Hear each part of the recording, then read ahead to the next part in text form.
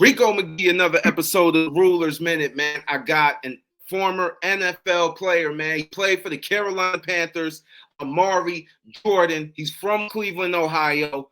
I really appreciate him being a guest on the show. We was just talking before the show started. I played flag football with Miles. Shout out to my man Miles. And the Dog Pound was our team. We played out in Willoughby. And let me tell you something. I ain't played football in years until that point, so I used to leave sore every day. Omari, man, thank you for being on the show, man. Oh, man, pleasure's all mine, man. Actually, you know what? To that point, when I retired, I played flag football for about a year or two, too. Hey, you know what? People, hey, it's fun. Hey, I'm going to tell you something, man. My flag football experience, I would say it was parallel to my NFL experience, man, because you seeing guys out there that was passionate, that still had the burning desire to get out there, and it were grown men. So maybe I'll put you like this: the pretty much the level of it, like being around grown men that still had a desire, it was somewhat parallel to playing in the league a little bit, man, and. That because when you retire a little bit, it was like August was coming around. You start to feel like your body start feeling different. So I'm like, man, one of my buddies was like, man, why don't you come, join the flag football? Matter of fact, we was on the west side in one league, and then I think the other league was out in Willoughby. This was way back in 2007. You know what I'm saying? Right. After I was done playing, so. But I have to say, man, I had a lot of fun, man. I had a whole lot of fun, man.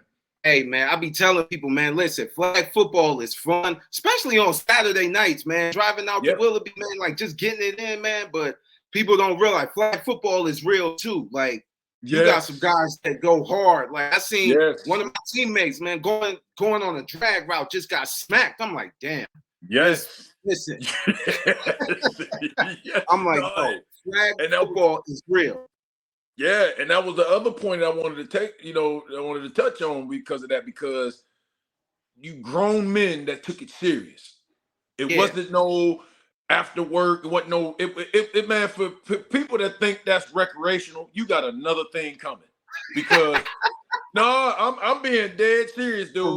For real. It's nothing recreational about flag football. It's not, because you still got guys out there, all type A personality, alpha males that want to win, that is very, very competitive. So they do not want to lose. They take it personal. So that's why I had a lot of fun, to where I can say, okay, I can release some of what I still got, little desire that I got left for the game, because to be honest with you, I left what little that I had left in when I played flag for that year.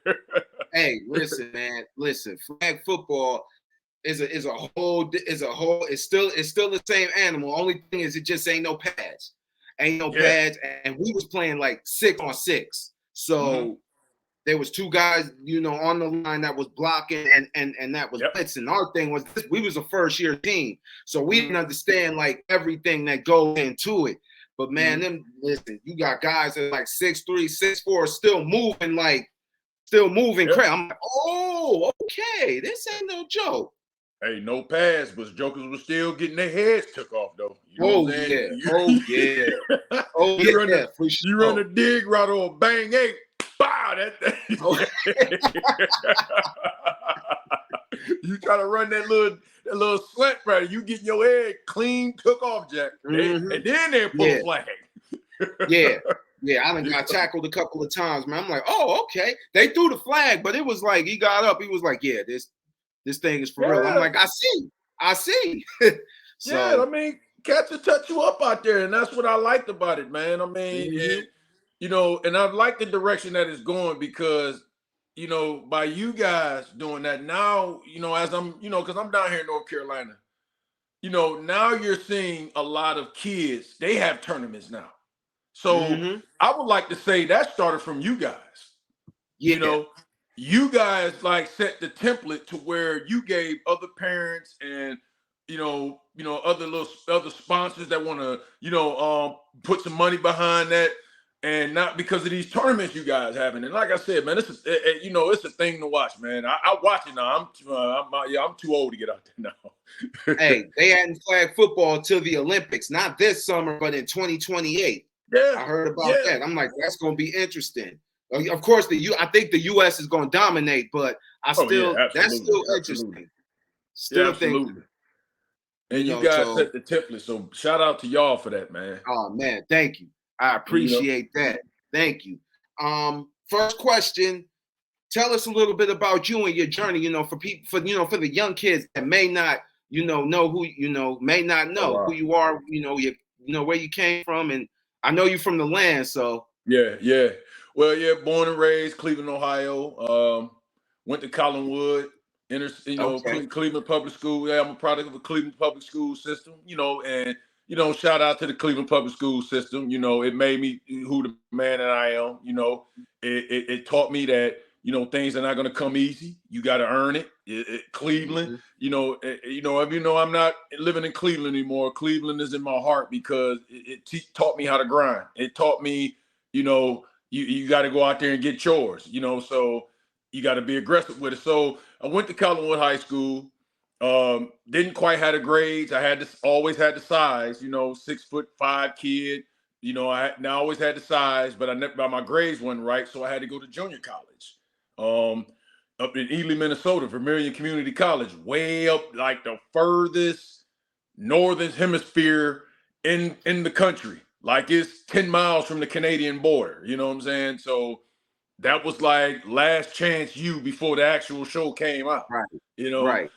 So, the JUCO experience is cool, you know what I'm saying? Because it's like, hey, you still had a talent, you had a potential, and, these schools are still interested, but you have to, get your grades right. You have to mature a little bit, get used to the college setting a little bit, how it works. Because to be honest with you, looking back on everything, I don't really think I probably would have been mentally ready if I'd have went to an Ohio State or Michigan, looking at my maturity level, as I'm an older man now, I don't think I'd have been ready for no campus or be in some classroom to where it's a, 40-1 professor to student ratio, and I think I would have struggled financially, and then seeing all the big hoopla, in that college experience. So my maturity level, I think JUCO taught me a lot, and I'm thankful for that town of Ely, Minnesota. That's another place, a stomping ground that taught me how to be a better man. I had my dad, my mom in my life, you know what I'm saying? But it more reformed me as a man. So I went from junior college, to the University of Buffalo. And that was an experience itself because it was inaugural year. They was just joined D1A. I'm gonna tell you a funny story about little short story about that. It was D1.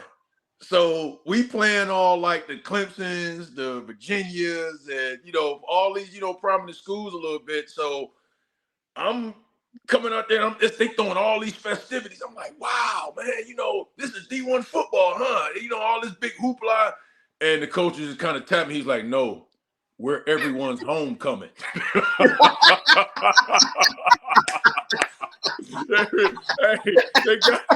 They got us checked on homecoming. We about to beat the brakes off them. We're gonna invite all the parents, kids, bring all your parents. We gonna give away all these tickets, bring the whole town. We gonna beat the brakes off these cats. You know what I'm saying? So, but that was kind of a learning experience. But at the same time, it was like, okay, we in the MAC conference. When we play the Virginias and stuff like that, hey, the key is to show out for every game.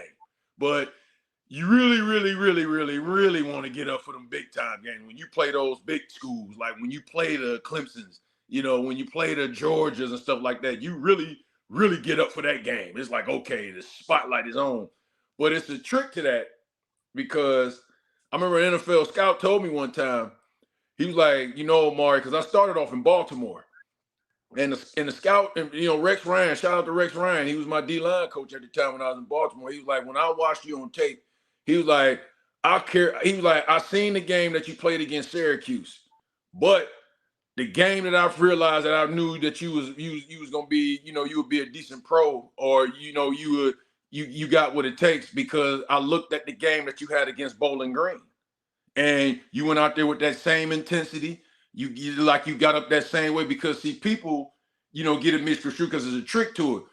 You might try to ball out against Georgia, but then you turn around and play Akron, and then you can just go lackadaisical. But see, the scouts like you know what I'm saying. So he figures the spotlight on him now. He gonna show out. So, after University of Buffalo, I got picked up by the Ravens, rookie free agent.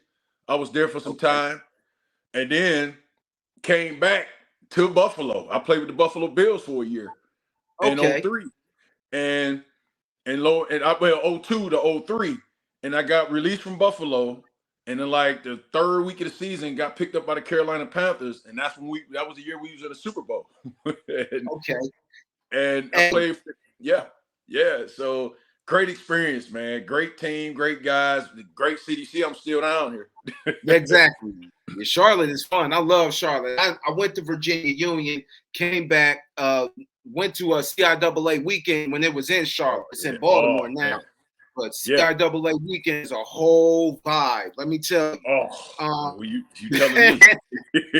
Man, what I wanted to ask you, when you played with Carolina, the year y'all went to the Super Bowl, man, can you just describe that whole vibe, man, of just, the biggest game in all of sports? Can you just describe what it's like to just suit up and go out there? You got maybe 300 million eyes all on you. Like, can you just describe that feeling? Well, the thing was, and shout out to our coaching staff at that time, and shout out to the veterans that we had on that team. Because we, again, this was my third year in the league. And we still had a young nucleus of guys, but the coaching staff, Brinston Buckner, Mike Minner, Ricky Pro, who's been there when he was with the Rams, and he's been in the league for a minute, Rodney Pete, who's been in the league in like forever. We had a good veteran group of guys that's been there, done that, and said, hey, guys, we know this is a Super Bowl, but the preparation never changes. Don't get caught up, out there. Because, again, we was in Houston. And everybody know how Houston is, And, we didn't, don't get caught up in the hoopla. We stayed focused. The coaching staff, the veterans, kept us focused on, like, how the media, we got this saying, you're not as good as they say you are, and you're not as bad as they say you are, don't believe don't look into the press clipping. So we kind of like the preparation stayed the same. We stayed focused, and we didn't change anything. So, but we knew the distractions. We knew the hoopla, outside with the media, like media day, like in that stadium, and then all of a sudden we seeing all the ESPN media stars on media day. Man, it was crazy. Like seeing like back when First Take was cold pizza. That's how I'm going way back. That's when I saw Thea Andrews in person, seeing Michael Wilbon, getting interviewed by Michael Wilbon, in person, seeing all these media stars in person, and it is right there. You can get caught up in all, and it's like, wow, they out there.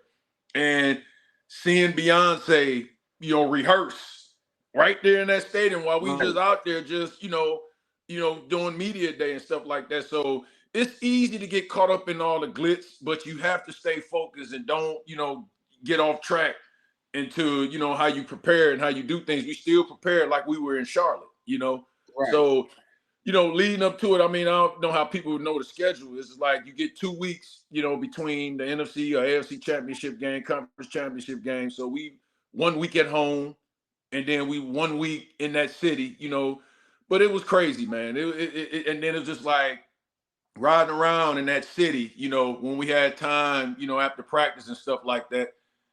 They make it all about you. It's all about you, and you in another different city, and it's all about you. You can get distracted real easy. Okay, I got one side question, and it's it's gonna be crazy. Ask him. Once the game was over, did you happen to catch? I know y'all was in the locker room. Did y'all happen to catch the whole Janet Jackson debacle? Yes. No. I'm gonna tell you what's crazy about that. We was actually on the sideline. we was on the sideline when we seen it because people. Here's the thing: halftime, even though it's that big, the halftime show is super, super, super, super long. Well, the thing is, halftime of any football game, any NFL game, we only in the locker room for like a couple minutes. Okay, because when the first half is over with, we go in the locker room. Okay, we sit there for about 30 to 45 seconds, collect our thoughts, talk to each other a little bit. Then we break off. Offense over there, defense over there. Okay, you meet with your coordinators. Then that only to meet with your coordinators, he going over the adjustments for like a minute. Then they just say, go to your position coach. Position coach, he going over the adjustments for like 30 seconds. And then you hear the strength coach yell out, 2 minutes. You know what I'm saying? And when we all gathering up in the middle of the locker room, head coach giving this second half speech, you know what I'm saying? Like, hey, woo, woo, woo, woo, woo. All right, let's go. So hey, we was already, and so we already out there warming up, stretching and stuff like that, keeping our legs warm while the halftime show was going on, and then, we all sitting there now. Watch, I'm sitting on the bench and Janet and that stage was only like, I'm not gonna lie to you, it was like no more than about 75 feet from us. Okay. So we was like right there. And I remember it was funny, and this is crazy because Jermaine Dupri is mad short, dude. Like, I'm sitting down and I'm looking at this dude eye to eye, talking to him. And by that time, we talking to Jermaine Dupri and stuff like that. And then that's when Justin Timberlake, I'm gonna get you naked by the end of the song. And we was like, and Jermaine had this look like, oh, wait a minute, that ain't a part of the show. He was like, kind of like, hey, what's going on? We were like, yo, we knew that wasn't a part. I'm like, because this Sunday, Super Bowl Sunday, you got millions around the world watching. It's a family like event. You know what I'm saying? You got the kids watching and stuff like that. We was like, nah, this ain't a part of the show. And Janet look at Justin Timberlake looking like, oh well, he kind of like getting off. And Jermaine Dupri was like, he was kind of heated. Yeah, so that was a surreal experience, man. Hey, listen, that made for probably one of the greatest moments in television history, man. Yes, sir. Yes, sir. Oh, yes, sir. Man. Man, so getting into the second half, after all of that, man, like, how does a team, like, even though it probably wasn't shocking too much, what was like the mindset, going into the second half of that game? Well, you see, the thing was, if you look at it, we were so identical. We were so identical down to the last man on that team. Like, the coaches, Fox, Belichick, had the same philosophy. Both defensive-minded coaches. The offensive coordinators, who they had, and then who we had in, our coordinator, they were so identical. It, like, the team was just so identical. Our philosophies, the way we do things, the way we scheme, everything. And so the first half, if you watch, it was kind of like a stalemate. And defense was just bang, bang, bang, defense. And then, like, in the second half, the defenses kind of got gassed a little bit. And that's when you seen Delhomme and Brady start ripping. They was spreading that field. Like, it wasn't got that kid Deion Branch. If he wasn't killing on his end, and then we got Steve Smith and Muhammad killing on our end, that's when the game kind of opened up. I mean, both defenses was gassed, and then shout out to Deshaun Foster Smoke. He got off. Stephen Davis got off. So it became a shootout in the second half. Both defenses got gassed. We knew, like, we were just so identical. It was going to come down to a last play. It was going to come down to a field goal. We knew it. We just knew it. And the whole key was, it was just like, kind of like keep Brady honest. We didn't, we kind of knew, like, hey, he was one of those quarterbacks. You got to think he wasn't the Tom Brady that we all know and love today. He was still kind of like his second year. This is second go around. He was kind of like still like a game manager to that degree. So we were just like, okay, we know he's a guy that's going to take what we're going to give him, So he was just, but he was just so cerebral, and shout out to him, and I'm not gonna, like discredit. They the better team won, they deserved it, and I know a lot of people couldn't stand New England, what I'm saying, for that reason, but I have to take my hat off to him. I mean, because we were a part of that Spygate. The Spygate was on us. Yeah. Oh, really? Okay. We was Spygate. They, what I'm saying, spied on us supposedly, but I got that philosophy. If you watch that movie Blue Chips, Nick Nolte, when he was like, hey, I give them our offense, I give them what we're doing on defense, because it's not what you do, it's how you do it. You got to execute at the end of the day. So, hey, man, you can watch our signals and stuff like that. It all comes down to execution. And down the stretch, they executed. And some things happened on our end that was uncharacteristic, but, looking back, oh man, it still pains me, to think of, because I replay that game, man. And you always ask yourself, what could I have done different? But we prepared, up until, we prepared well, and it's just the better team won, I mean, and it wasn't even like that was probably one of the best Super Bowls I've ever seen up until that point. You only lost by 3. So 3 point, 32, you only lost by 3. So, heading into the locker room, like, I always wonder, man, how the winners, it's probably no greater feeling than winning the Super Bowl. What's like the feeling, in the locker room, or, just coming up short, man, and just that, like, damn, man. Can you describe that? Yeah, it's like you get there, and see me, I was a 3rd-year guy, and I was more so feeling real bad for the guys like Brinson Buckner, Ricky Prohl, Rodney Peete, Chris Winkie. And Jake Delhomme, Musa Muhammad, Steve Smith, and all those guys. I really felt for the veterans, man, because you don't get there, it's what's the likelihood of getting back there? Like, everybody's not Jerry Rice or Joe Montana and Tom Brady, to where you just gonna, or Dion, you just gonna Troy Aikman them, you just gonna see it regardless. But you don't get. It's like, what's the chance you're gonna get back there? Because we all know the loser of the Super Bowl is gonna get the tougher schedule the next year, and they're gonna make it harder for you to get back there. And so we knew guys was gonna leave, guys were gonna get new contracts. So we knew that team was going to get broken up. So it was just like the whole atmosphere in that locker room. It was somber, man. It was like, I mean, I'm going to tell you like this. It's not like losing a regular season game. It's like we lost the big one. And it was just like, damn. And then I could just remember going to Jake Delhomme, and I just say, hey, bro, you ain't got no, because he was hanging his head like, damn, he really genuinely felt he lost that game for us. And I ain't gonna lie to you. I went up to Jake Delhomme. I say, hey, bro, I'm gonna tell my daughter about you, man. You ain't got nothing to hang your head about, man. Like, dude, you fought you fought your ass off to get to where you got, man. You came from the Arena League. You was a career backup. He took that same path. As a matter of fact, I think they was like Arena League or NFL Europe teammates, him and Kurt Warner. Yeah. So they kind of like had that same path. So Jake was, out of everybody, Jake took it hard.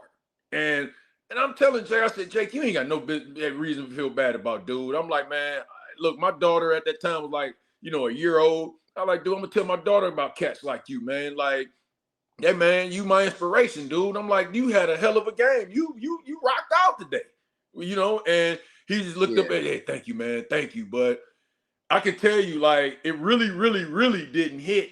Because I'm going to tell you, it's a crazy story, too. Like, when we lose, you see the other teams confetti drop, and, boy, they just treat us like just bad cattle. You just seen our sideline get roped off. They was like, all right, they were just shoving us in the locker room.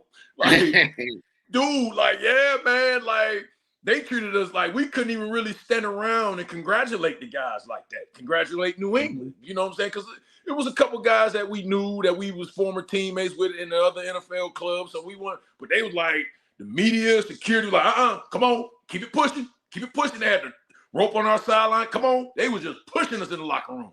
You know what I'm saying? We seen all that red, white, and blue confetti drop. And I'm going to tell you where it really hit us at, where that we really, really lost, like the after party. Because, yeah, man, this the other part. Like, leading up to the event, you got all the celebrities, you know. They had you, like, you had Nelly and LL Cool J and, you know, all the celebrities, you know, they was at, you know, in our hotel lobby, kicking it with us, chilling with us. Yeah, we gonna do this thing this Sunday. Yeah. Okay, Jerome Bettis, everybody, all the big media heads.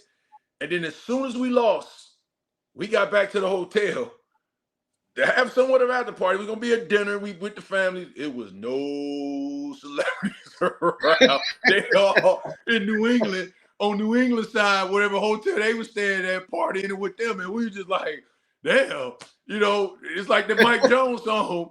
We hot now. Now we ain't hot no more. We done.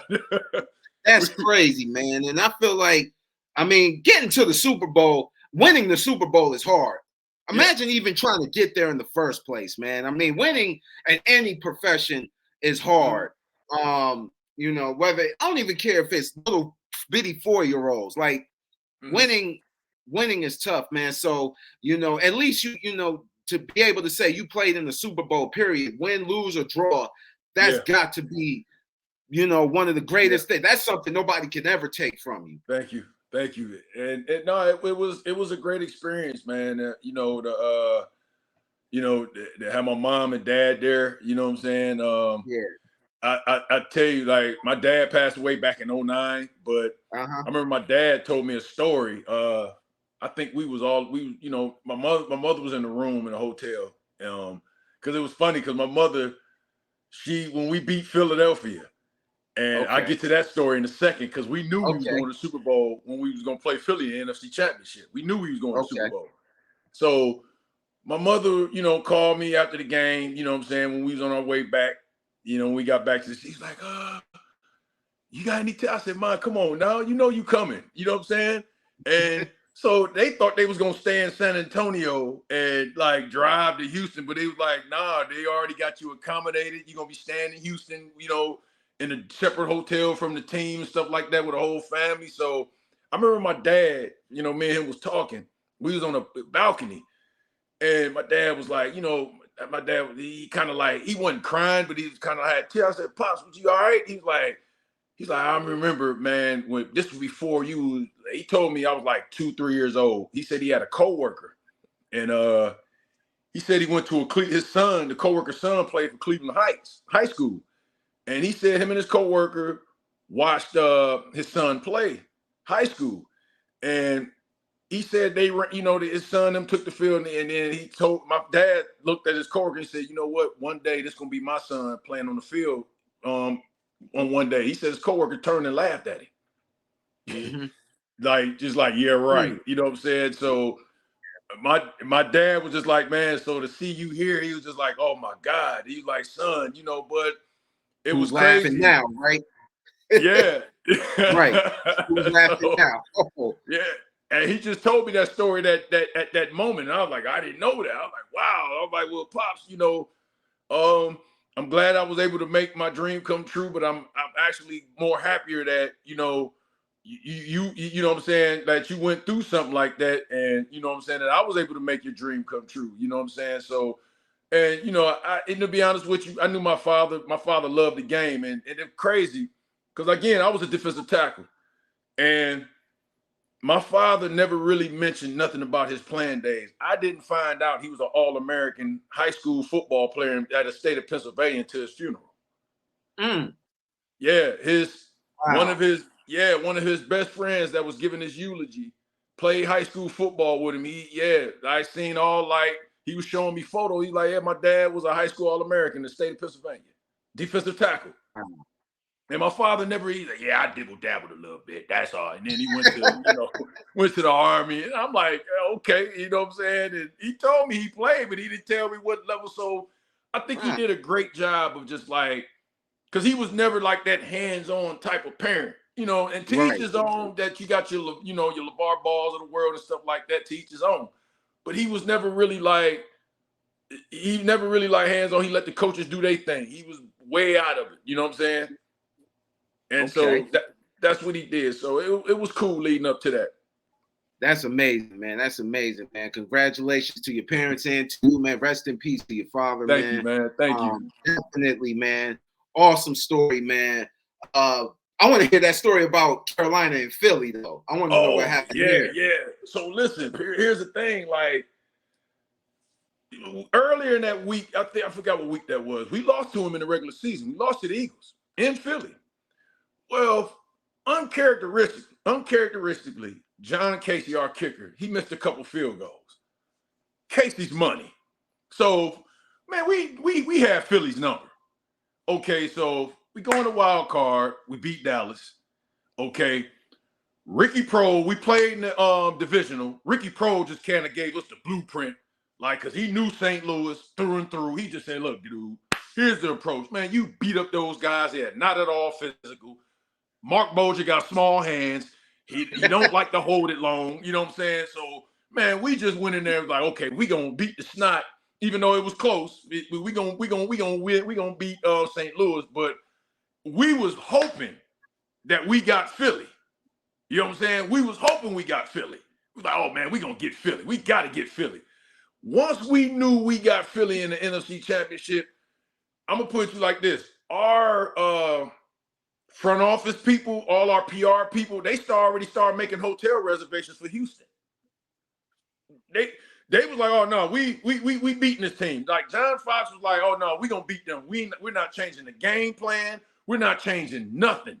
We gonna go in here with the same approach. We gonna beat. Well, we'll put it to you like this: we didn't intentionally hurt Donovan, but the intention was touch him up a little bit, but within the confines of the game, because that's all they had. We felt that's all they had. We felt no disrespect to these guys because they were, I thought they were fine football players. We never thought that Todd Pinkston and James Thrash were any big threats. Good players, but we never thought they wasn't enough to beat us. Okay. We really didn't respect their running game, and we just thought all that they had was Donovan and a good defense. So we touch up Donovan a little bit. We stay on the game plan. We run the football. We keep that defense on the field. We got this game won. So, yeah, our coaching staff pretty much told the owners, hey, you get together with the front office staff. Y'all just start calling Houston, whatever hotel we stand in. Y'all start making preparations for it when we go to the Super Bowl because we're going to beat Philly. You know what I'm saying? We ain't even changed the game plan. The game plan stayed the same. We just took our old scouting report and just, and got it and just put it to, NFC Championship. And guess what? We went up there and, we didn't intentionally hurt Donovan, but Donovan got hurt that game. We took him out. You know what I'm saying? So it was just like, we going to cut the head off the snake and let the body just wibble and die. Okay. Yeah, you killed the body. Well, Donovan McNabb definitely was the man in that offense. And, once you take him out of the game, offensively, you guys, how did, taking Brian Dawkins like completely out of that game? Because he was probably, I think there was a debate about whether he was one of the best safeties in the league at that time.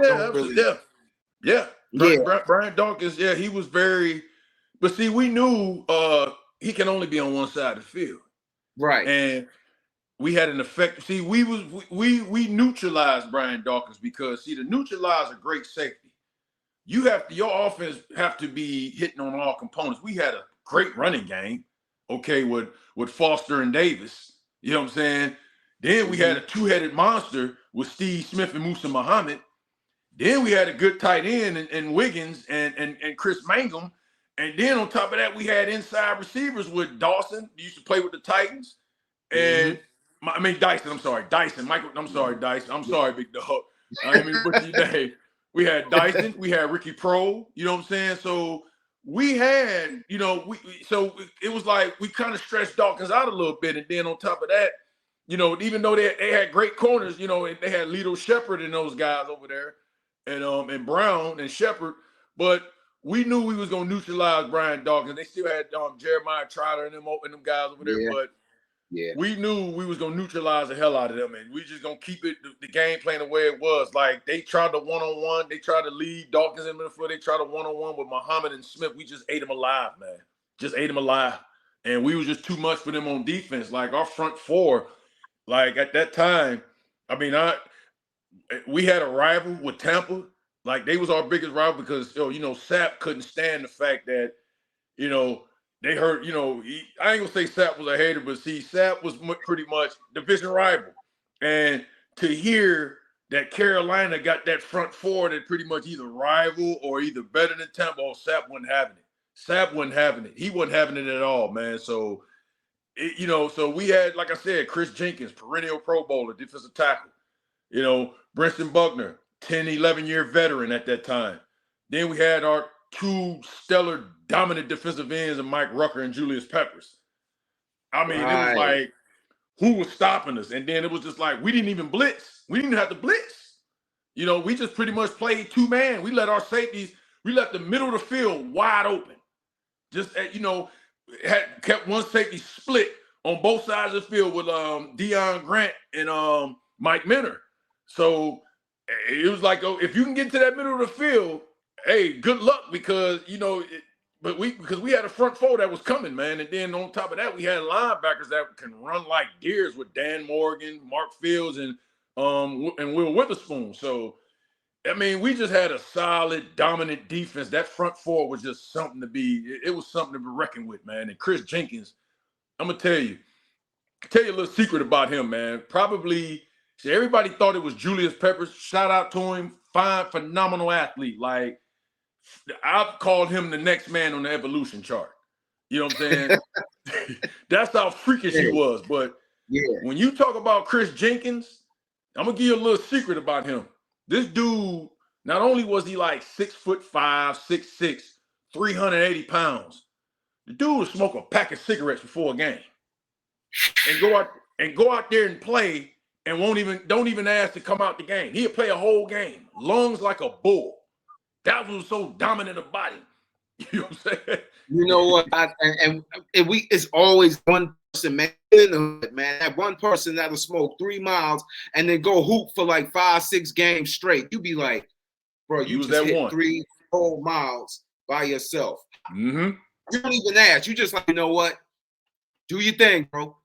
He was that one. And I mean, it could be after a game, and we be in that tunnel, and before we get on that bus, you can see Big Jinx. He hitting the mile.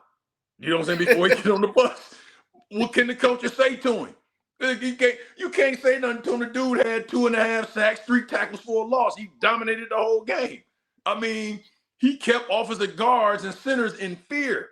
You know what I'm saying? Mm. He had a place in Hawaii because he was in the Pro Bowl every year. Wow. You know what I'm saying? So that's pretty much who freed up Julius Peppers. Okay. I mean, and that's the thing. When you got 2 good defensive ends, I mean, one of them gonna get free because you got to pray about the other one. So and that's what I'm saying. And it came together, and like with Julius Peppers, man, he was just so much of a freakish athlete, man. You talking about a guy that's 6'7", 300 pounds, 4'3", 40. I mean, come on, man. When you running down wide, like when you rush the passer, quarterback get the ball off, and then as the quarterback get the ball off, you running down the receiver after rushing the quarterback. When he ran down Joey Galloway in Dallas, that pretty much, like, you can see Dallas sideline. That pretty much like killed their morale. Like, how did this 300-pound man just rush the passer? Joey Galloway, one of the fastest players in the league, ran a curl route, got free. He running down the sideline. He knew he was scoring. Here come Peppers. Come here, just hawked him like a little 5-year-old child trying to get out the house. You looked at Quincy Carter and all them guys, Parcells is like,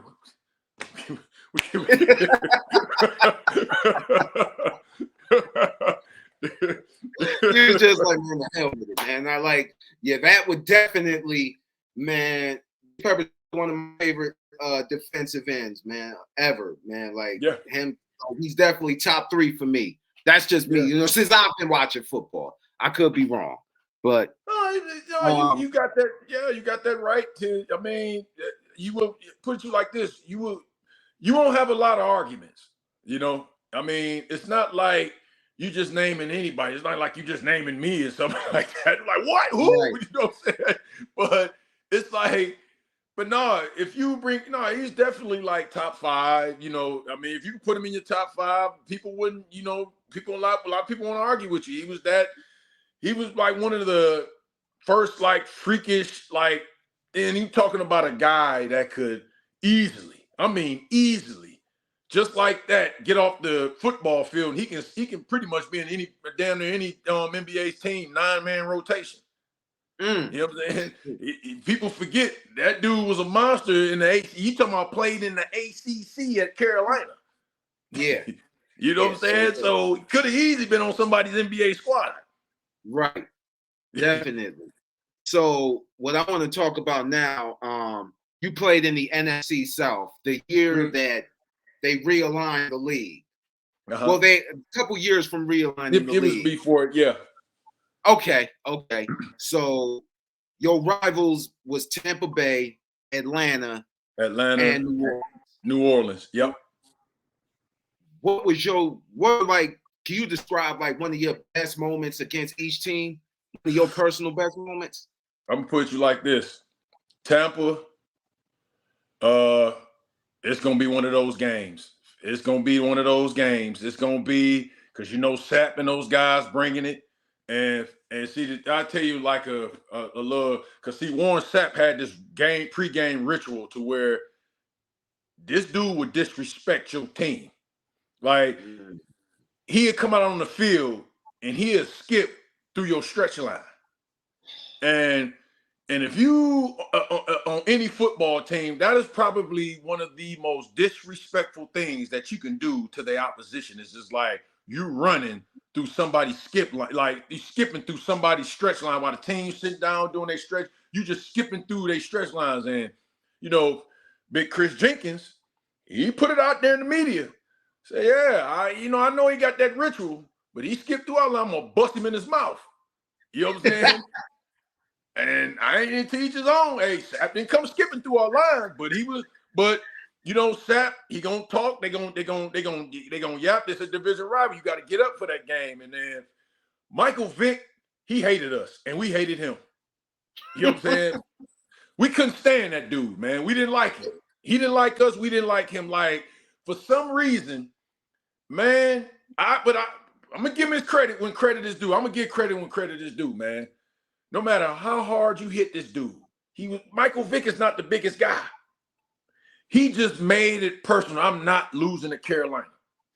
It was just personal with him. Like, I'm not losing to y'all. I hate y'all, and I know y'all hate me because the cities, Charlotte and Atlanta, is not that far apart. It's like 4 hours apart. Yeah, it's like from Cleveland to Columbus. Yeah. Yeah. So we ain't that far apart from each other. It's kind of like Pittsburgh, Cleveland a little bit. Like Atlanta don't like Charlotte. Charlotte don't like Atlanta because Charlotte is the up-and-coming city. Atlanta already been there. Atlanta already telling Charlotte, y'all trying to be Atlanta. And you know what I'm saying? And Charlotte telling Atlanta, no, we gonna overtake y'all. We that city now in the South. So it's kind of like the cities don't really like each other. And now you can just imagine the two NFL franchises really don't fool with each other. So man, we would put them pads on Vick, man. I'm talking about, man, we would put some little extra sauce on him. You know what I'm saying? And if it was a normal game, if he was to play against the Chargers, any hit that he took from us, if he was playing against the Chargers, take me out, I'm done, I'm hurt, my ribs hurt. Man, this dude can be spitting up blood. He getting up, spitting up the blood. He going back to the huddle. He would not like he refused to go out the game. He refused to lose to us.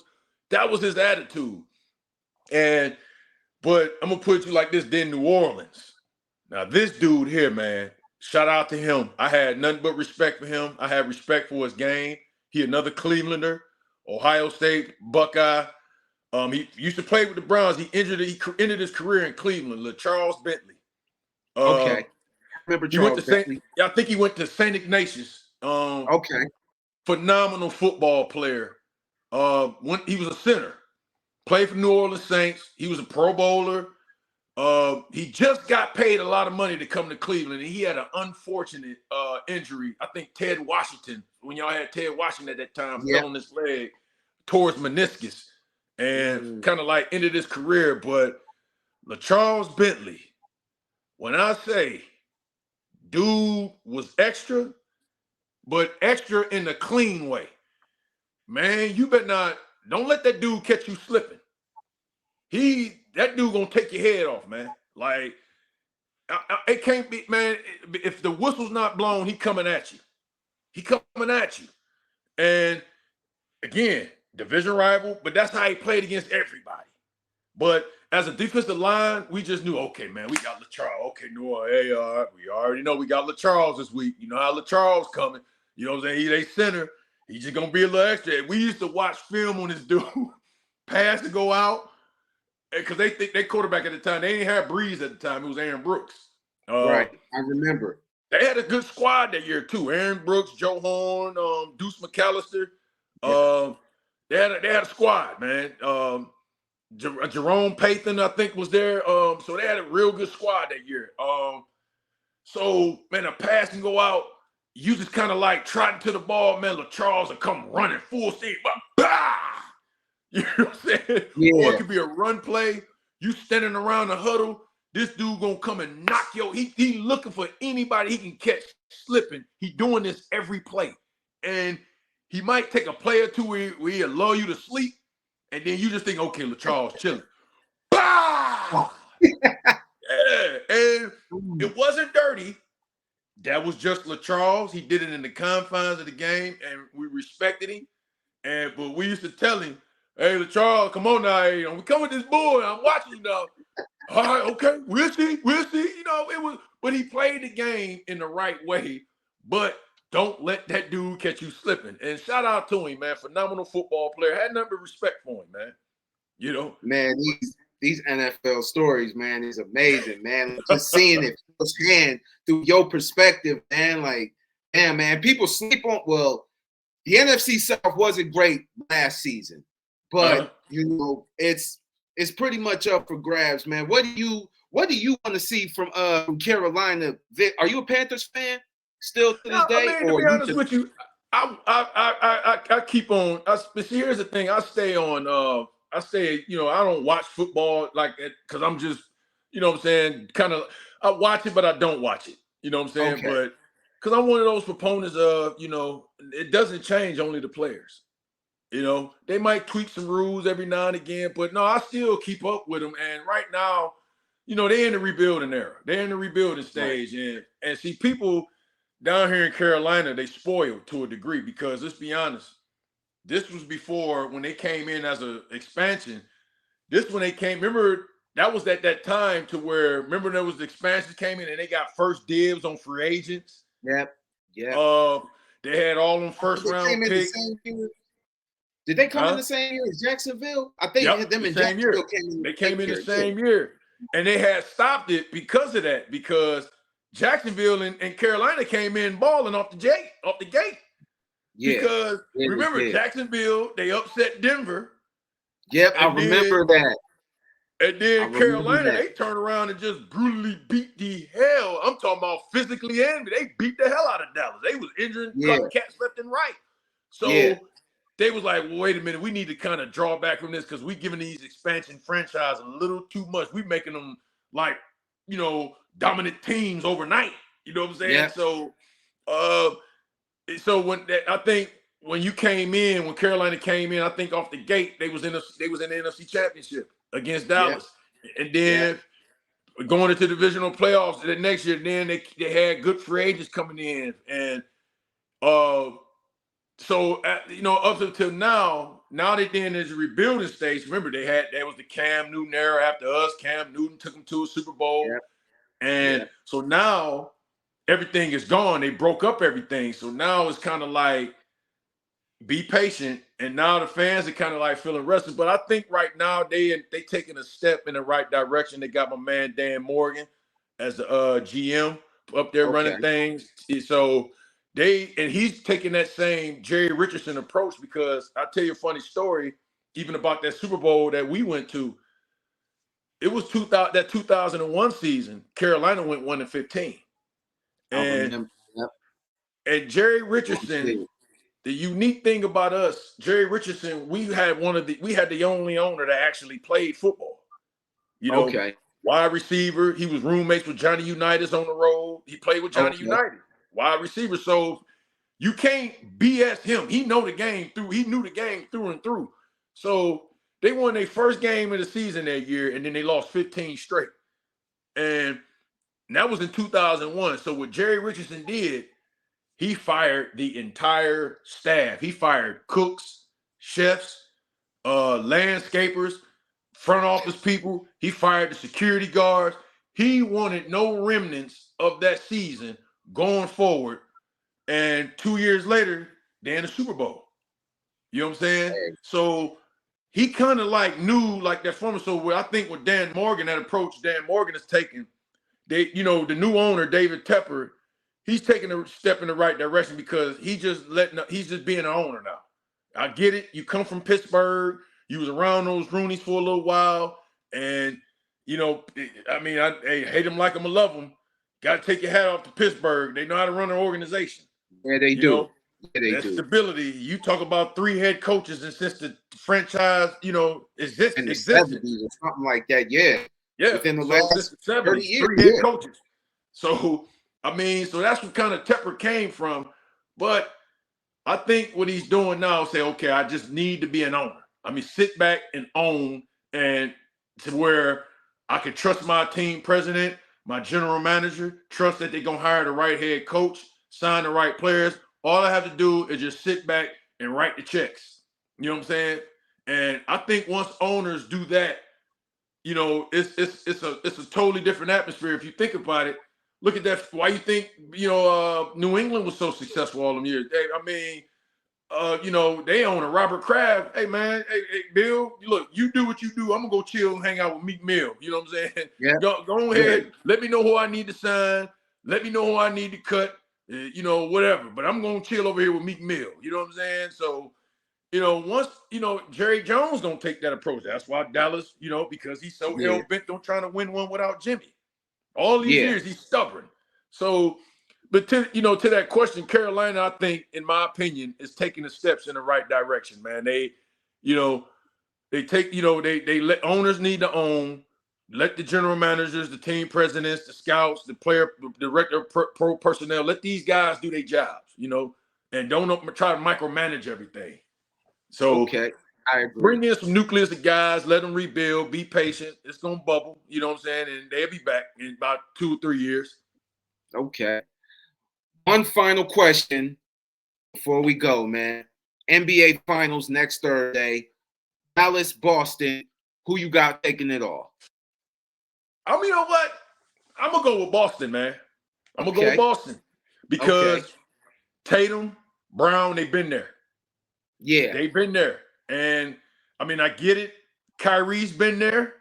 But you had Bron. Okay? Luka, shout out to him. Luke, he ain't Bron. Okay? He ain't Bron. Bron. So this is his first rodeo. And I think with Brown and Tatum, because remember, they almost beat Golden State that year. Mm-hmm. They almost took them out. And I think Brown and Tatum, they've been there. They hungry. They want it. And I'm not saying that Dallas don't want it, but I just think what it's going to come down to is like, look, we've been here. We've done that. It's our time.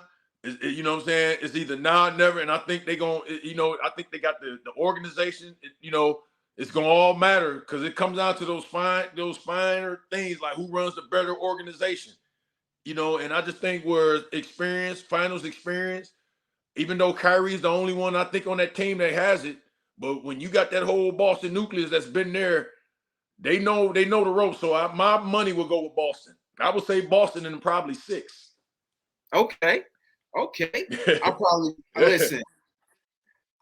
I think, and I'm not one of them conspiracy theorists that think sports is scripted and sports is rigged. Yeah. But it wouldn't surprise me if they gave it to Dallas just so they can give Luka a ring, just like they did Nikola Jokic last season. Yeah. I think. Yeah. Aside from all of that, I don't know.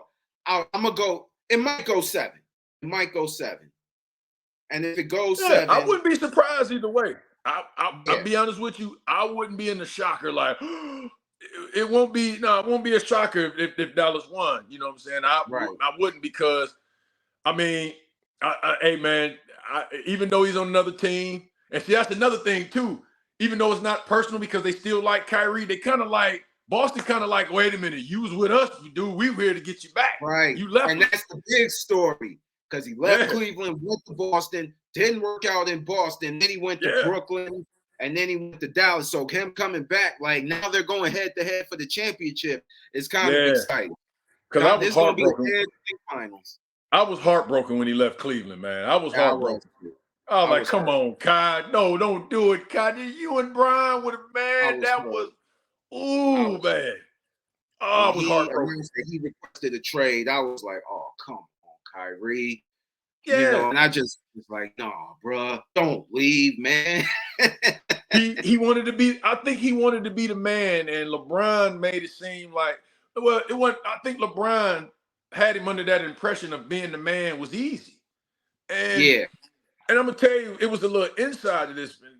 You know, I'm not trying to put the brother's business out there. You know, shout out to my older brother Harold Levitt, Miles' other uncle. He used to be a bouncer in a lot of these spots. Kyrie drink like a fish. I've heard stories about that too. And see, here's the thing with that. LeBron used to hold Kyrie accountable.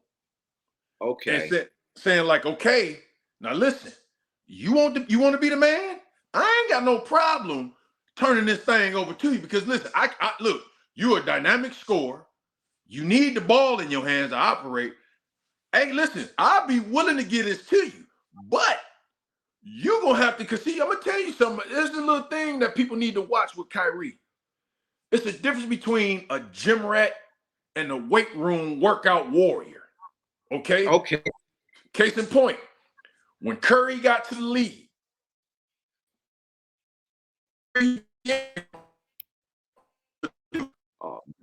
hold on one second. Breaking up.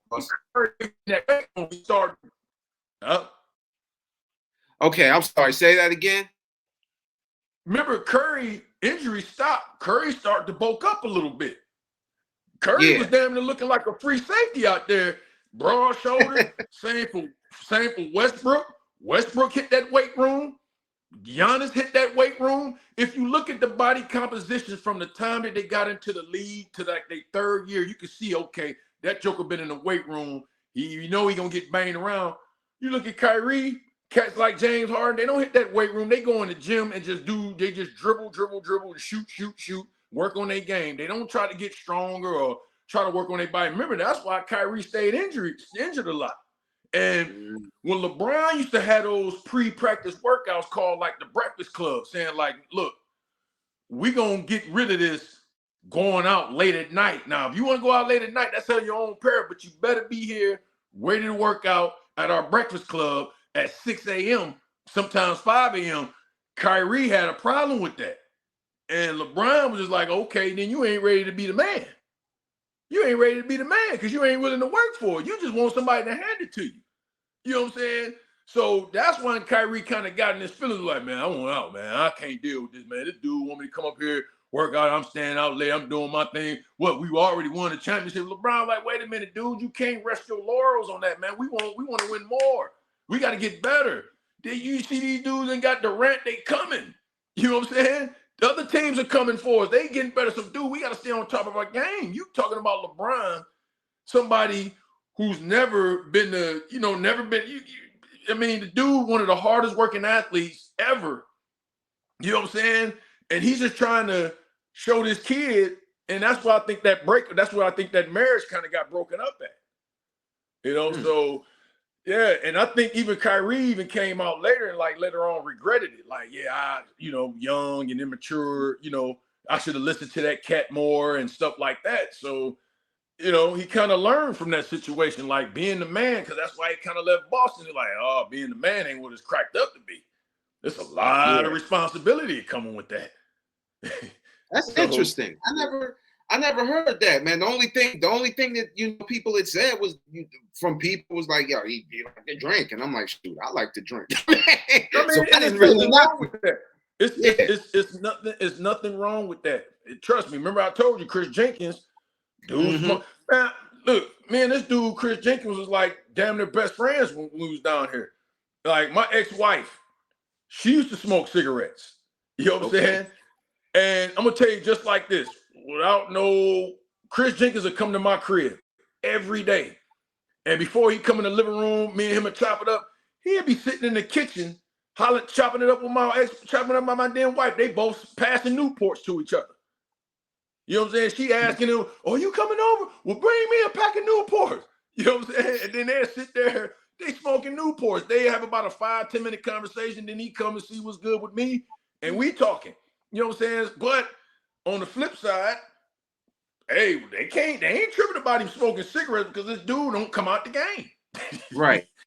You know, so it's kind of like do what you do, but hey, it's be like mindful. Right. Yeah. But Kyrie's thing, like, look, dude, you staying injured. If you look at it, Kyrie's only healthy full season with the Cavaliers was his second year with LeBron. That was his only full healthy season where he played 70+ games. And Kyrie wanted to chill. If you think about it going forward after that, he never really stayed healthy. I think up until like this year, he was always trying to find an excuse to take a leave or not play and stuff like that. He wasn't really, I don't think at that time and all those years, he wasn't fully dialed in, man. Yeah. Especially, him not wanting to get the COVID test and, and the whole thing happened at the U.S. Capitol, and he didn't want to play because he was traumatized, and he made me mad. Kyrie made me mad because I was trying to play 2K. He was never available in 2K because he wasn't playing in real life, and I used to get mad like, I'm not buying 2K no more.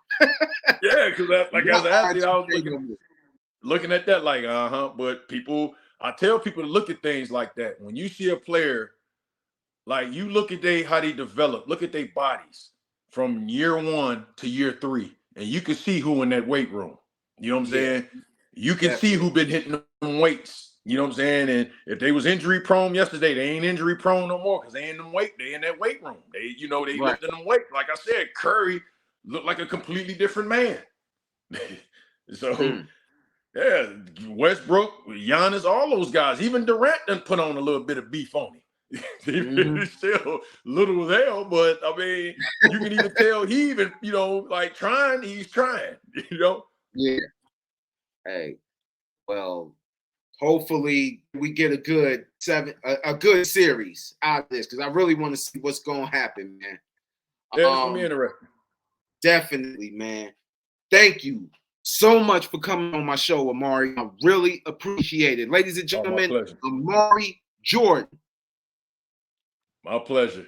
No problem at all, man. Thank you, man. Is there are you doing anything media related, or where can people find you? Man, to be honest with you, man, I'm just kind of like retired from it all because I used to train former NFL. Well, they in the NFL now, but I trained them from when they was in high school. Like Big Jordan Davis. A lot of kids is in NFL right now. I've worked with them since they was in high school. I kind of but I kind of stepped back from that now. I'm just really just chilling right now, man. I be on Facebook watching everybody arguing about their teams and stuff like that, and I just kind of like put my input on it, and they get mad at me. You know what I'm saying? Oh, don't you hate that, man, bruh? I'll be like, you know what? I'm just gonna send it to a friend of mine in the DM, and we'll just talk.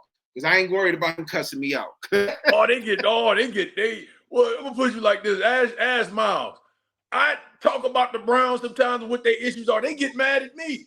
I'm like, listen, this is what is going on with y'all, man. And this is what, but I laid off of them because I predicted way back in I think when Deshaun Watson and Chubb went down, I predicted when Kevin Stefanski, man, I'm impressed with that dude as a coach. Oh yeah.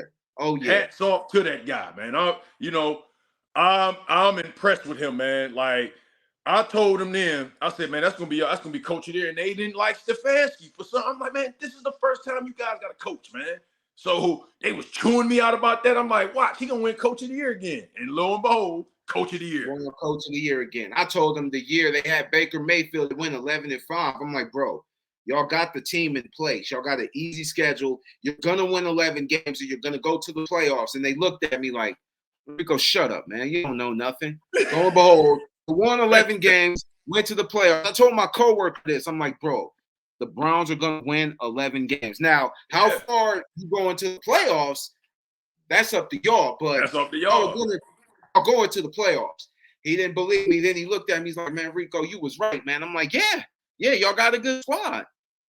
That's all I just try to tell him. I'm saying, listen, y'all, I'm just telling y'all from personal experience, man. I'm like, I'm not trying to, like tell you, I'm not hating. I'm not doing none of that. This is personal experience. We just talk about the Browns. I talk about every other team. This is what I see. You know what I'm saying? I'm like, it just so happened a lot of my Facebook friends are from Cleveland.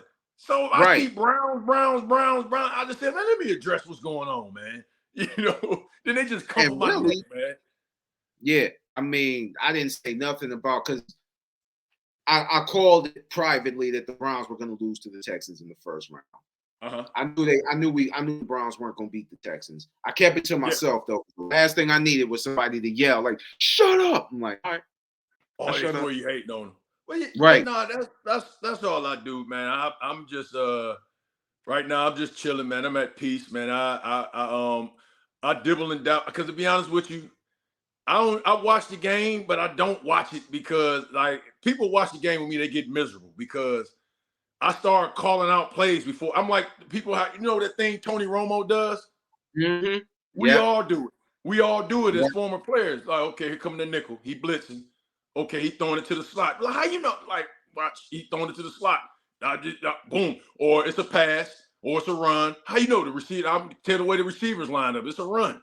You know what I'm saying? So when I started calling out plays before it happened, they said, man, get out, man. I ain't watching it with you. Get out my house. So, and it's kind of like, I know both coaches. I know the coaches that's coaching. So I'm like, okay, I know how this game is going to go. I can tell by the first quarter, okay, this is going to be the outcome. You know what I'm saying? They just filling each other out. They get boosted. They just setting it up for this. It's a big chess match. So I'm like, I already know the outcome of this game. And it's kind of like, it's like a gift and a curse because it's like it's a gift because you know everything is about to happen before it happens. You study and that eye of looking at it from breaking down film and being around the game, but that's the gift of it, but the curse, you can't enjoy it really. You know what I'm saying? Because you get frustrated. How can you do it, man? Move out of that space, move over to the hash, move over to the hash. Tell the defensive line, slide strong left. But yeah, so I just kind of like detox myself away from it. I can't really enjoy it like that, man. So that's kind of like the curse of it, man. You know what I'm saying? Yeah, I can just watch and be like, oh well. Hey, we enjoyed you on the show, man. I really appreciate y'all, man. Thank you so much for being on, man. You're the show now. So anytime you want to come back, man, we ain't even got to talk about none of whatever's on your mind, bro. Oh man, hey man, anytime, hey man, you know me, I bumped my gums, man, bought diarrhea at the mouth. So anytime you want to have me, man, we can schedule up, we can link up, man. I'm here, man. So anything that you know what I'm saying, we can chop it up. If it can help the algorithm, hey man, I love what you're doing, man. And you guys, I'm gonna put you like this, man. You got your podcast, these guys got y'all podcast, man. Y'all don't know, y'all are working wonders for the game, man. Y'all giving a better understanding because to be honest with you, I'm tired of all these corporate ESPNs, these watered down Fox Sports ones. It warms my heart when I see guys like yourself, man, just doing your thing, man. From a grassroots, you know what I'm saying? This is what it's all about. Bringing it back. You guys are taking the game back. You're taking it back. I appreciate you. We trying to, just trying to give people the real, man. ESPN, they guard certain players because they don't want to upset them. And sometimes the truth is the truth. It is what it is. Yeah. So really appreciate what you guys are doing. So anytime you need me, I'm here, man. Thank you so much, man. Thank y'all for tuning in, man. I'm Rico McGee. This is my man, Omari Jordan. And as always, we'll see you in a minute.